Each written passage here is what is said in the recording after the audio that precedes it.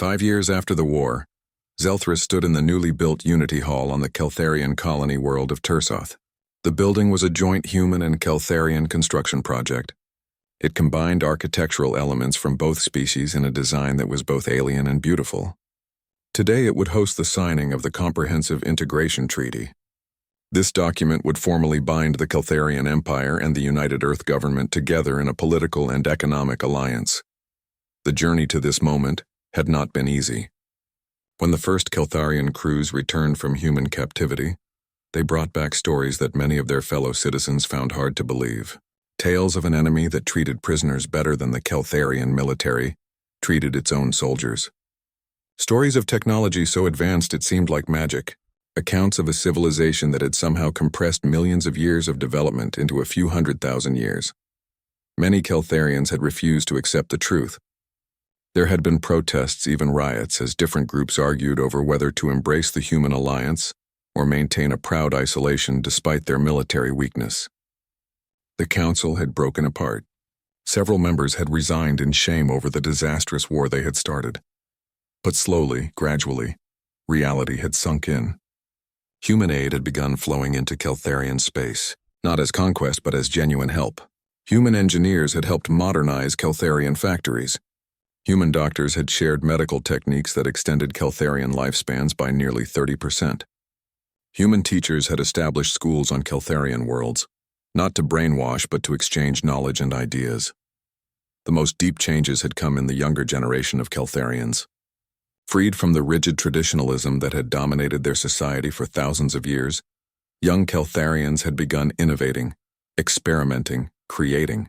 Universities that had taught the same lessons for 50,000 years suddenly buzzed with new ideas. Artists explored new forms of expression.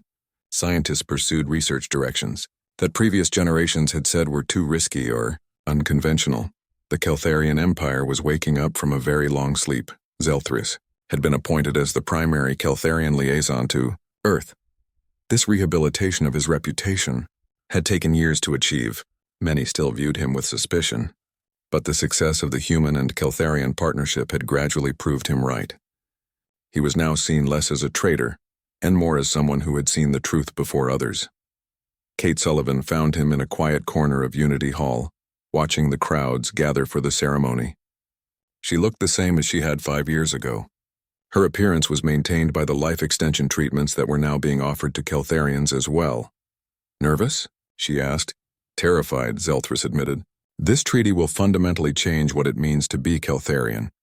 There are still those who believe we are surrendering our identity, becoming a lesser species to humanity. Those fears are not entirely wrong," Kate said honestly.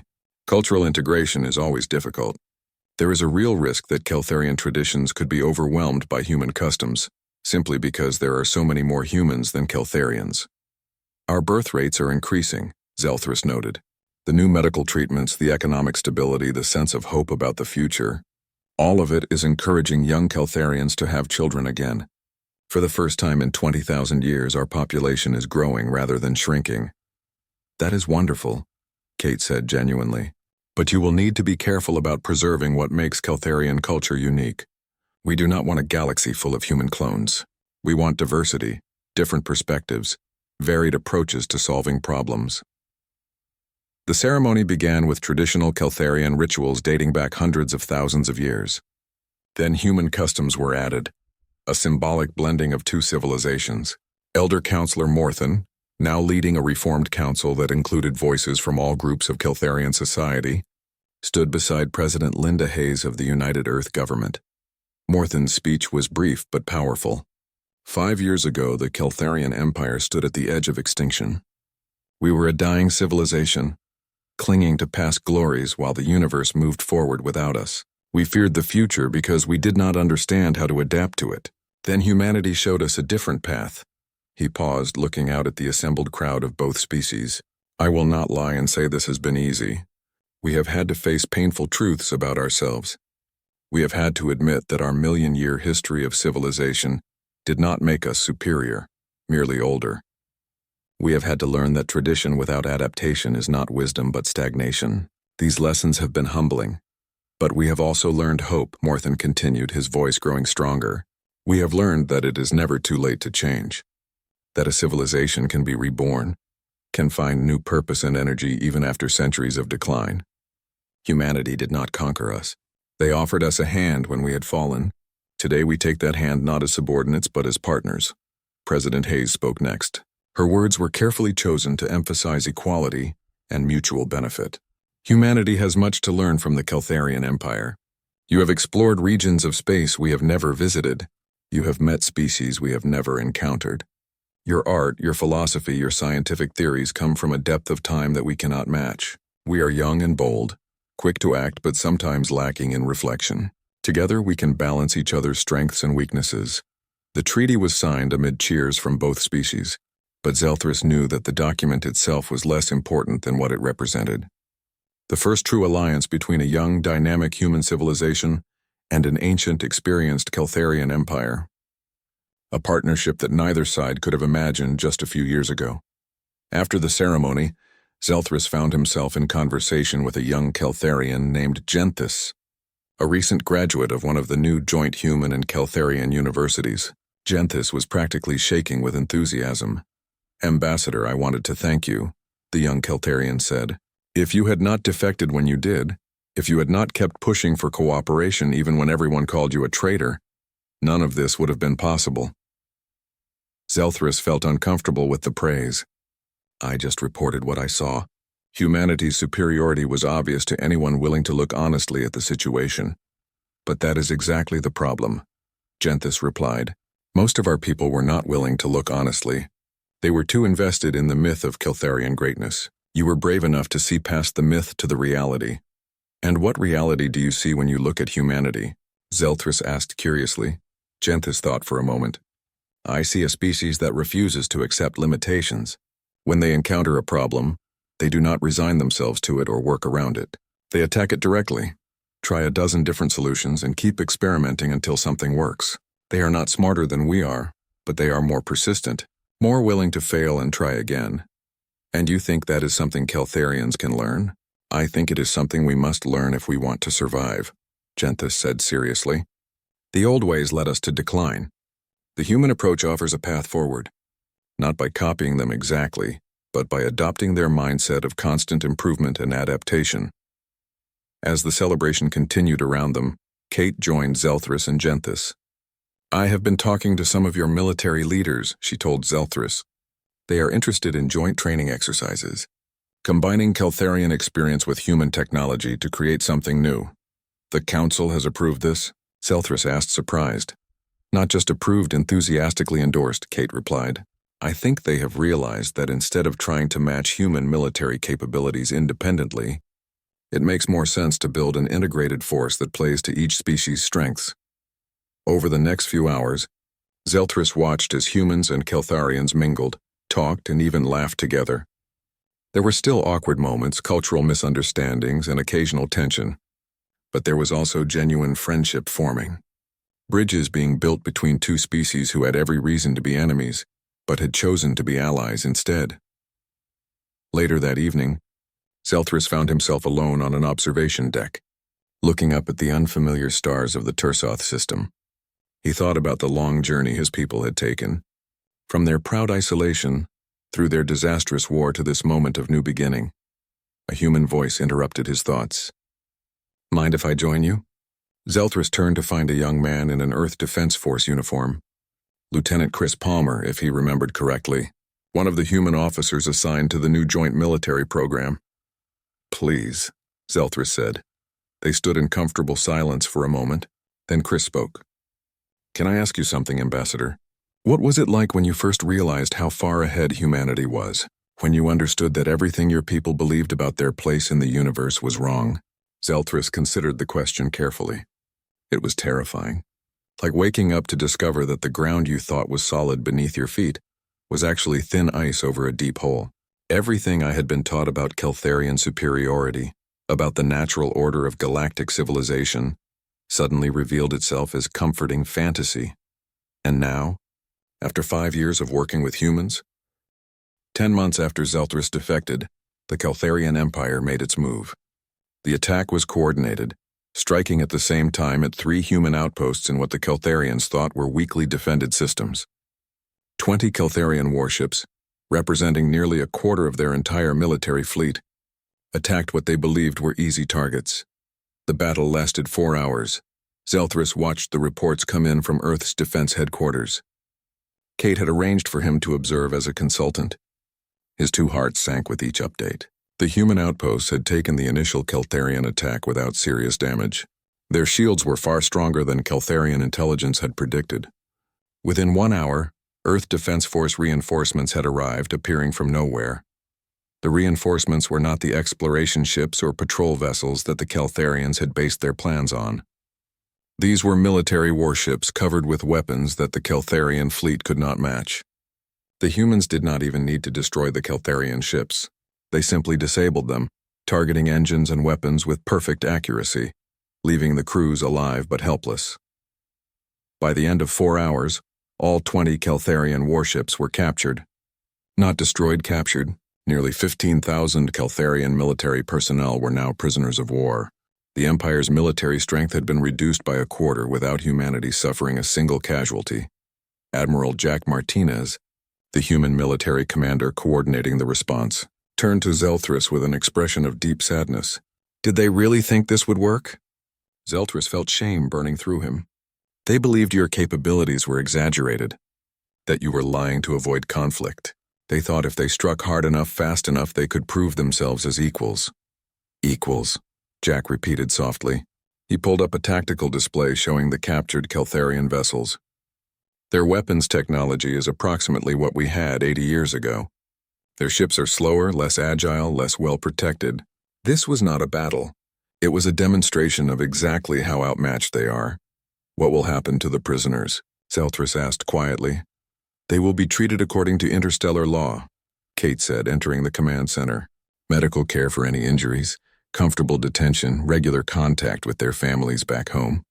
We will return them all after we negotiate a peace settlement. You are not going to strike back? Zelthrus could not hide his surprise. Strike back against what? Your homeworld? Your colonies? Kate shook her head. We are not interested in conquest, Ambassador. We just wanted to make it absolutely clear that military action against humanity is pointless. The message has been delivered. Now we move on to peace talks. But the Keltharian Council did not see it that way. The news of the defeat sparked rage across the Empire. Rather than accepting the reality of their situation, the Council doubled down. They claimed the humans had used illegal weapons and violated interstellar law. They demanded the immediate return of their ships and personnel, threatening more action if humanity did not comply. Zelthrus watched in horror as his people stumbled toward an even greater disaster. He recorded messages to the Council, to the military leadership, to anyone who would listen. He tried to make them understand the danger they were in. Most of his messages went unanswered. The few responses he received called him a traitor and a collaborator. 3 weeks after the first battle, the Keltharian Empire mobilized its entire remaining fleet. 60 warships representing everything they had left, prepared to attack the Sol system itself. The Council publicly declared that humanity would be taught a lesson about respecting their elders in the galactic community. Kate visited Zelthrus in his quarters the night before the fleet was scheduled to arrive. She looked tired, older than he had ever seen her. We are picking up massive quantum signatures at the edge of the system, she said without introduction. Your entire fleet is coming. I know, Zelthrus said miserably. I have been monitoring the public broadcasts from home.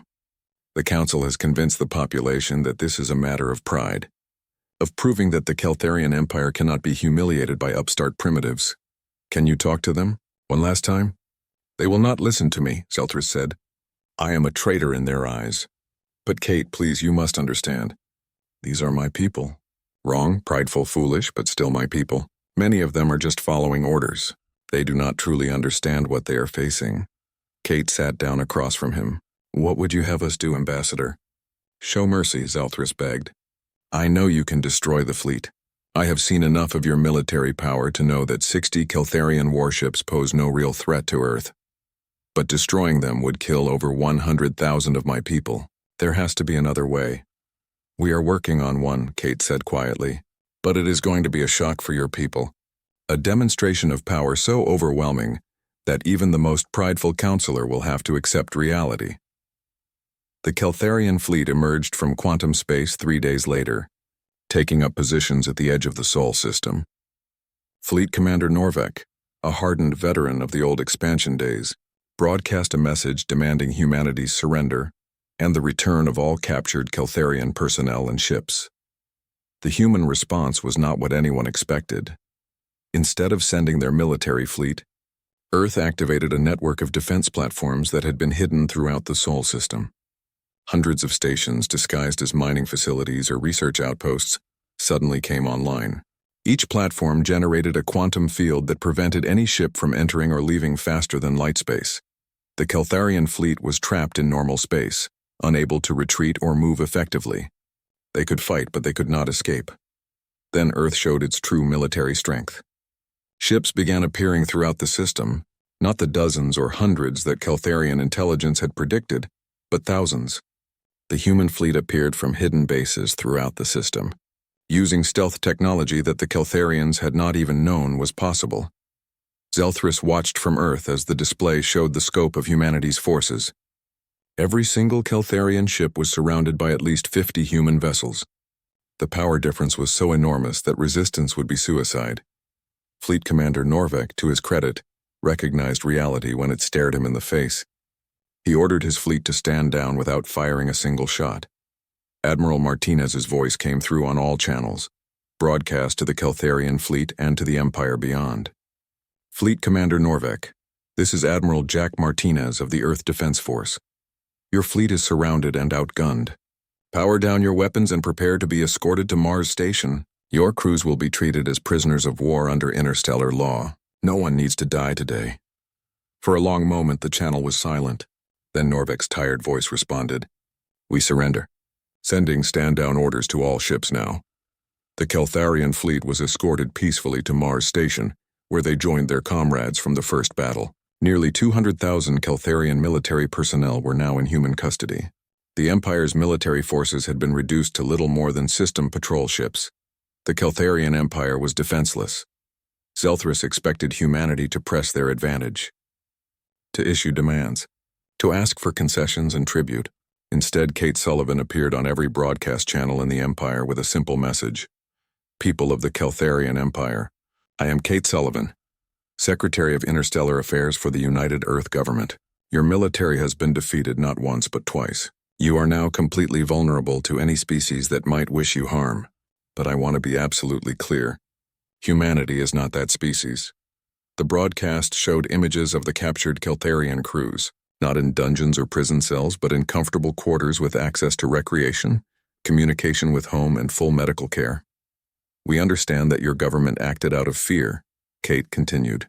Fear that humanity represented a threat to your existence. Fear that your civilization, once great, had been surpassed. But fear is not a reason for war. We are prepared to return every single one of your military personnel, unharmed, along with all captured ships and equipment. We ask nothing in return except peace. The broadcast shifted to show Admiral Martinez. Furthermore, Earth offers the Keltharian Empire a mutual defense pact. We will help defend your territory against any external threats. We will share technology to help you rebuild your fleet. We will provide economic assistance to help your civilization thrive again. All we ask is that you accept friendship instead of fearing it. Zelthrus felt tears streaming down his face as he watched. The humans were offering his people salvation, not conquest. Help, not humiliation. They were treating the Keltharians with more dignity than the Empire had shown to any species it had encountered during its expansion days. The response from Kelthros Prime was slow in coming.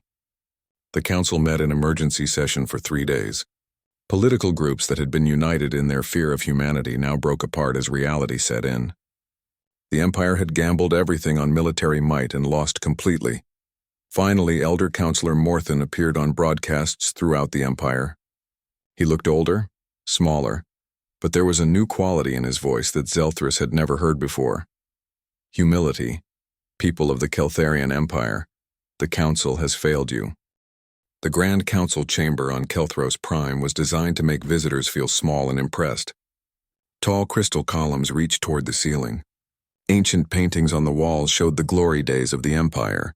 Zelthrus stood before the 12 council members and watched them struggle to understand his report. Elder Counselor Morthen spoke first. His old voice shook slightly. You expect us to believe that a species we listed as primitive tool users has faster than light travel in 500,000 years? I have provided detailed sensor data, video recordings, and technology specifications, Zelthris replied, trying to stay respectful despite his frustration. Every word of my report is verified and documented. Counselor Prevna, the military leader, leaned forward. Her skin turned an aggressive red color. Then either your instruments broke or the humans are lying to you. No species develops that fast. It goes against every rule of evolution and technology development.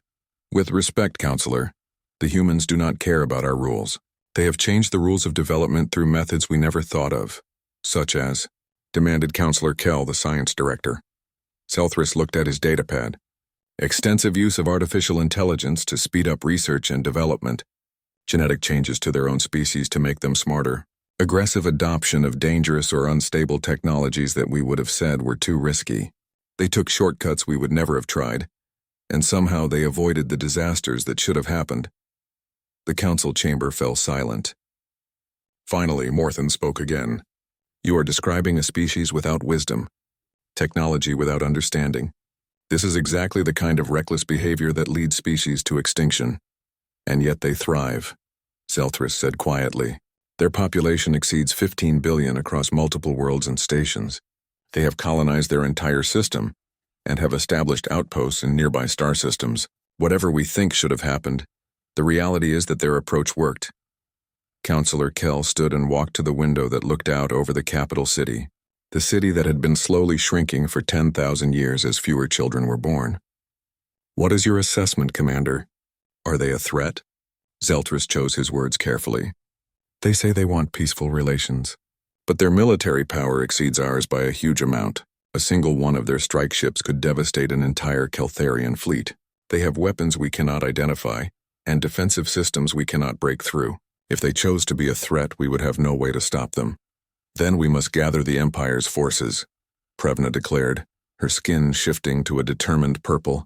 Build up our military, develop countermeasures, prepare for the coming conflict.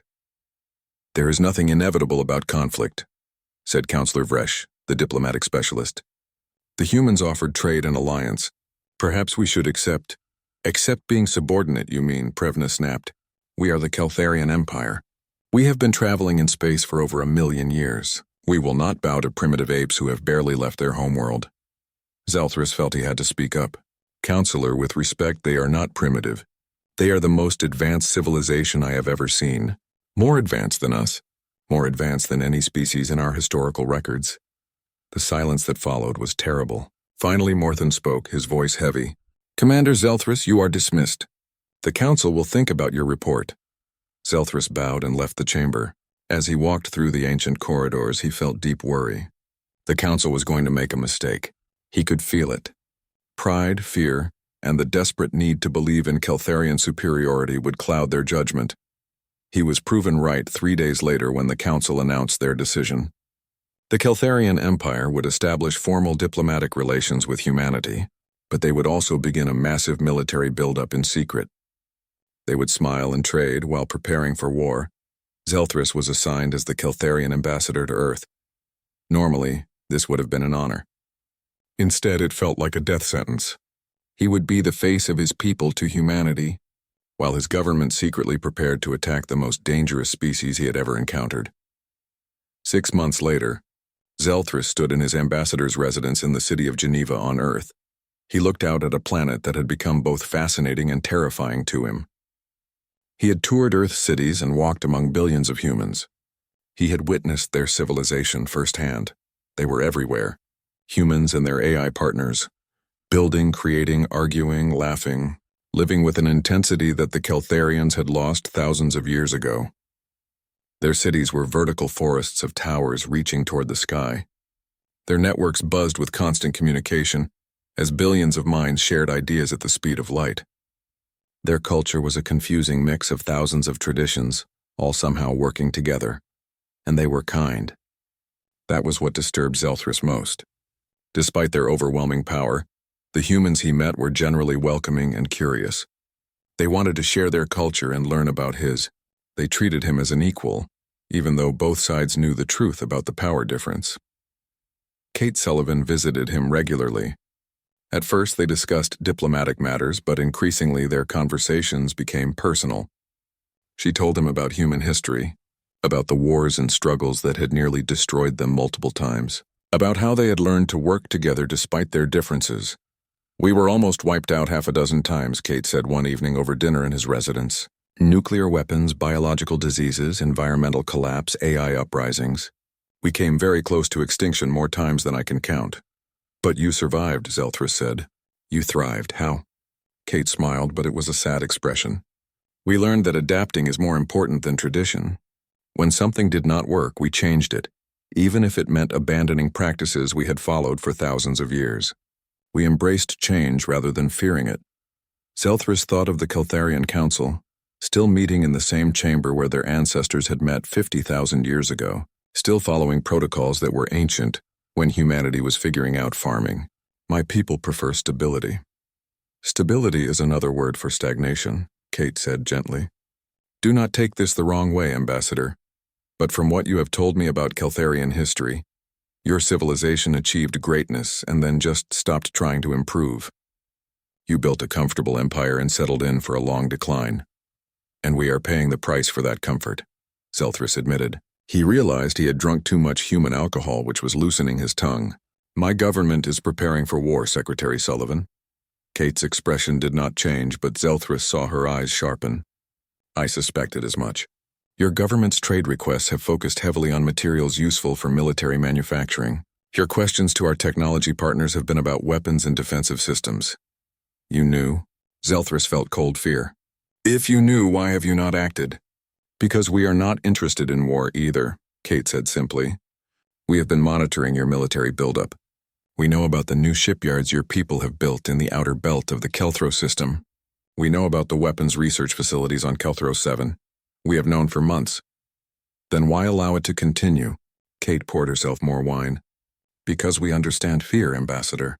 Your people are terrified. You just discovered that you are not the dominant power you thought you were, that the universe is more dangerous than you believed, that other species can surpass you despite your million-year head start. Fear makes people do foolish things. My government believes they can match your military power within a decade." "They are wrong," Kate said flatly.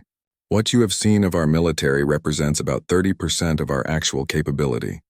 We have weapon systems we have not shown publicly, research projects that we keep classified. Your government is building toward a war they cannot win." Zelthris felt his world falling apart.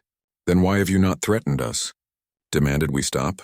"Because threats would only confirm your fears and speed up the conflict," Kate explained. "Instead, we are going to keep trading with you. Keep sharing non-military technology. Keep being friendly and helpful. Eventually, your government will realize that we are not their enemy. That cooperation benefits them far more than conflict ever could. And if they do not realize it, if they attack?" Kate's expression became hard. "Then we will defend ourselves decisively. But we will try to minimize Keltharian casualties because we understand that your people are acting out of fear, not evil. And after we have stopped the attack, we will offer peace again. We will keep offering it until your government accepts that humanity is not their enemy." Zelthris stared at the human woman across from him. The Keltharian Empire was preparing for war with an enemy that had already won. An enemy that knew all their plans. An enemy that still chose patience and diplomacy over the easy path of destruction. "Why?" he asked quietly. "Why show such mercy to a potential threat?" Kate smiled again, and this time it was genuine. "Because we remember what it was like to be afraid, Ambassador. We remember what it was like to face extinction. We remember the species who helped us when we were weak, and the ones who tried to take advantage of us. We chose to become the species that helps." The conference room aboard Mars Station had soft lights and comfortable chairs, but Zelthris felt no comfort at all. Through the huge window behind the human delegation, he could see Mars below. The planet glowed with city lights even during the day. He still could not believe they had transformed an entire world. The human leader was a woman named Kate Sullivan. She had dark hair and those forward-facing predator eyes that made Zelthris uncomfortable. Two others sat with her, a military officer named Colonel Danny Pierce and a scientist called Dr. Lisa Chang. "Commander Zelthris," Kate said with a warm smile. On behalf of humanity, welcome to our system. We have been waiting for this moment. Zelthris felt confused. Waiting? You knew we would come? Not exactly, Dr. Chang replied, touching her data pad.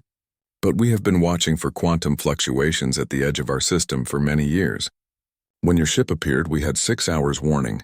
That gave us plenty of time to prepare. 6 hours to send 3 warships and set up this diplomatic meeting. Zelthris thought about how long it would take his empire to respond to an unexpected visitor. It would take weeks, not hours. I must say, Zelthris began carefully, your development has been remarkable. Our records show this system had only primitive mammals 500,000 years ago. Kate smiled again. We have been busy for 500,000 years. But please tell us about the Keltharian Empire. We want to learn about other space civilizations. For the next hour, Zelthris explained his people's history, the ancient days when they expanded across the galaxy, the great survey mission that had catalogued thousands of worlds, the slow decline that started nearly 200,000 years ago. He tried to make his civilization sound impressive, but the truth was hard to hide. The Keltharian Empire was dying. They were losing worlds. Their people had lost the energy they once had. The humans listened politely, but Zelthris could see something in their eyes. It was not contempt exactly. It was more like confusion, as if they could not understand how any space civilization could just give up and decline. And your survey 500,000 years ago, Colonel Danny said, keeping his voice neutral. What did your ancestors write about Earth? Zelthris pulled up the old file on his datapad. Primitive mammals, early development stage. The dominant species were described as simple primates starting to use basic stone tools. The recommendation was to observe the system and return in 10 million years. 10 million years, Dr. Chang repeated softly. We went from stone tools to faster-than-light travel in 500,000 years. That must seem impossible to you. It goes against everything we know about evolution and technology development, Zelthris admitted. Most species take between 2 and 5 million years to achieve basic spaceflight after they start using tools. The fastest development we ever recorded was the Turthan species. They did it in 1.2 million years.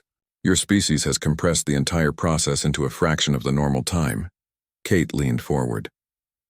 Commander, may I ask how long it took the Keltharians to achieve spaceflight?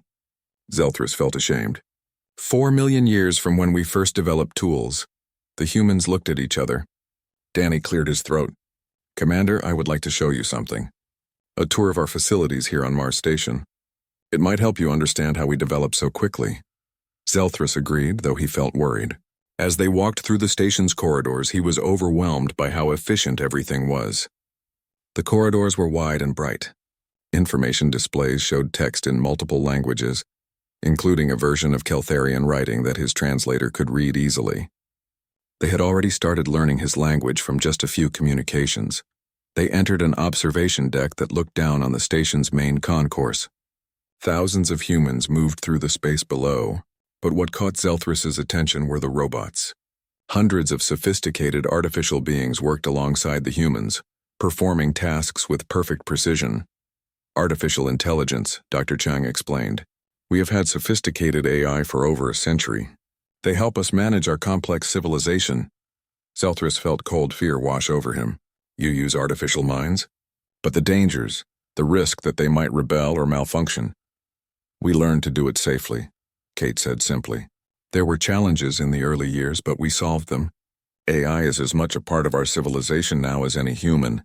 They continued the tour. With each new thing they showed him, Zelthris felt his understanding of the universe crack a little more. The humans showed him their fusion reactors, more efficient than anything the Keltharians had ever designed. They showed him their quantum computers, processing information at speeds that made his ship's systems look like toys. They showed him their medical facilities where humans lived for 200 years or more, their bodies enhanced and repaired by tiny machines called nanobots. But it was the military section of the tour that truly broke Zelthris. Colonel Danny led them to a secure viewing room. It looked out on one of the station's military hangars. The ship being worked on there was sleek and deadly, covered in weapons that Zelthris could not identify. This is the Falcon, a Raptor-class strike ship, Danny explained. Top speed is about 40 times the speed of light. Range of approximately 500 light-years without refueling. armed with quantum missiles, plasma cannons, and something we call a mass driver that fires projectiles at near light speed. Zelthrus stared at the numbers on the display.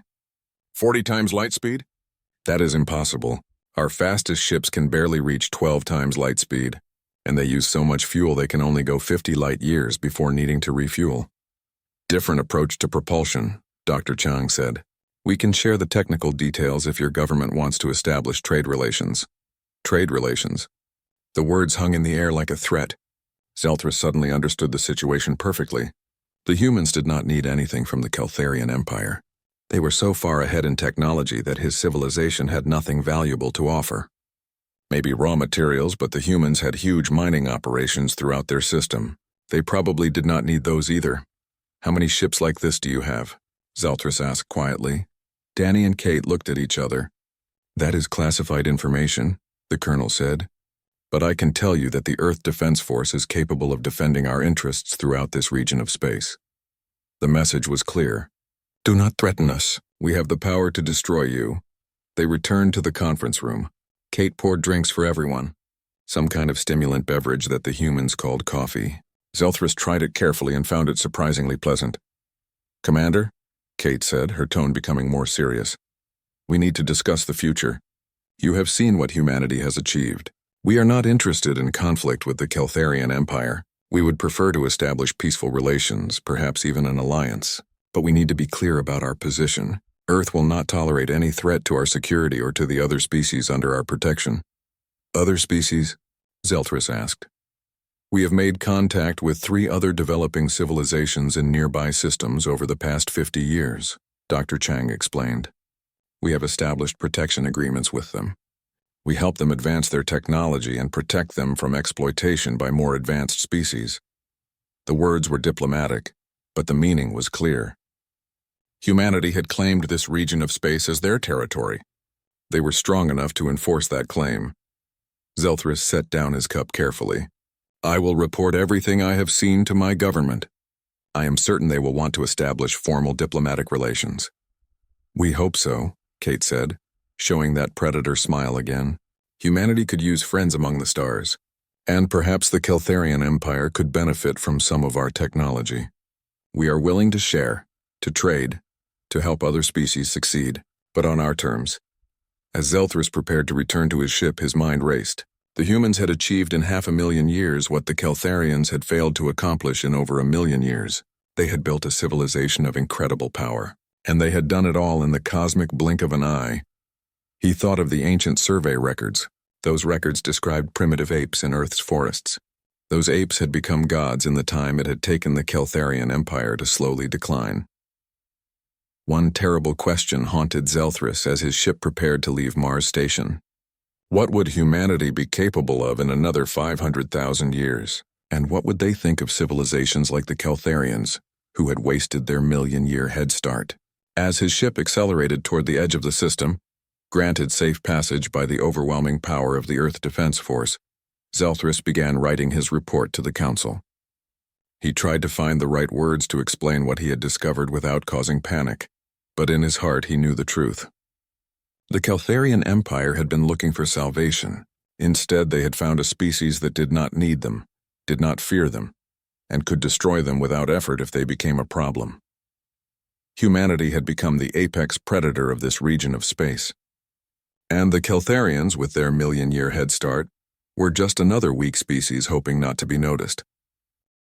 The Keltharian scout ship appeared at the edge of the solar system like a ghost emerging from darkness. Commander Zelthrus sat in his chair and looked at the familiar yellow star ahead. He felt something strange in his chest, like a memory trying to surface. His people had been here before, a very long time ago, 500,000 years ago to be exact. Back then, his ancestors had come to this system during their great mission to map the galaxy. They had looked at the third planet from the sun and written simple notes in their records. The planet had water and life, but nothing special. There were animals and plants. The smartest creatures were some kind of apes that used rocks as tools. Nothing interesting. The survey team had moved on to other stars. Now Zelthrus was back. His empire was dying slowly. They had once controlled 3,000 star systems, but now they barely held 200 worlds. Their people were having fewer children. Their technology had stopped improving. Everything was getting smaller and weaker. The council had sent out teams to visit old survey locations. Maybe they could find new places to live or resources to mine. Zelthrus expected to find a normal planet. Maybe the apes would be a little smarter now. Maybe they would have better tools. But he did not expect what his sensors showed him. The planet was burning with energy signals. Radio waves, quantum transmissions, electromagnetic pulses, everything was lighting up his screens like a sun. There were thousands of satellites in orbit, moving in complex patterns. Huge structures covered parts of the surface. And the ships, by all the ancient gods, the ships everywhere.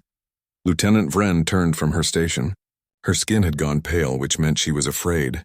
Commander, these energy readings are impossible. This technology is far beyond ours. Zelthrus felt his hearts beat faster. Keltharians had 2 hearts, and both of them were racing now. How long since we were last here? 512,000 years, sir. That cannot be right. Zelthrus pulled up the old records and read them again. Simple stone tools, basic tribal groups, primitive mammals. No species develops this fast. An alarm screamed through the ship. 3 vessels had appeared on their sensors, moving toward them at incredible speed. Ships that had just appeared from nowhere, without any warning or energy signature. Within moments, the 3 ships surrounded the Keltharian scout vessel. Zelthrus had never seen designs like these. They were smooth and dangerous looking, covered with weapons he could not identify. Each ship was 3 times bigger than his own. A signal cut through their communication system like a knife through paper. It went right through their security as if it was not even there. A face appeared on the main screen. It was flat and strange, with 2 eyes that faced forward like a predator. The creature showed its teeth in what might have been a smile. Unknown vessel, this is Captain Jake Morrison of the Earth Defense Force ship Valiant. You are in restricted space. Turn off your weapons and follow us to Mars Station. The words came through in perfect Keltharian language. Not just the words, but the feeling behind them. Their own translation computers, developed over thousands of years, suddenly seemed like children's toys. Zelthrus tried to keep his voice steady. I am Commander Zelthrus of the Keltharian Empire. We mean no harm. We are doing a routine check of this system. Our records say it was empty. The human's expression changed. It might have been amusement. Empty? Well, Commander, many things have changed in 500,000 years. Welcome to the Sol system. Humanity is glad to meet your species. Please follow our ships. If you try to leave or turn on your weapons, we will consider it an attack. It was not a request. It was an order. Zelthrus looked at his tactical officer. The officer's skin had gone almost white with terror.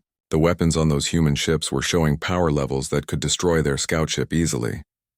We will follow you, Zelthrus said quietly. As they moved deeper into the system, Zelthrus watched everything with growing horror. They passed a massive construction yard near the 4th planet. Ships the size of cities were being built there. They saw mining operations on asteroids that were bigger than anything his empire had ever tried. And everywhere there were more ships. Warships, cargo ships, passenger ships, research vessels, all moving in perfect coordination through a traffic system so complex it made his head hurt. Commander, Vren whispered, I am detecting artificial structures on the moons of the 4th planet, and on the moons of the 5th planet. There are living habitats in the asteroid belt. Sir, they have colonized their entire system. Zelthrus could only nod. His people had been traveling in space for over 1,000,000 years. They had never achieved anything like this. Most Keltharian worlds had a few space stations and maybe one moon base.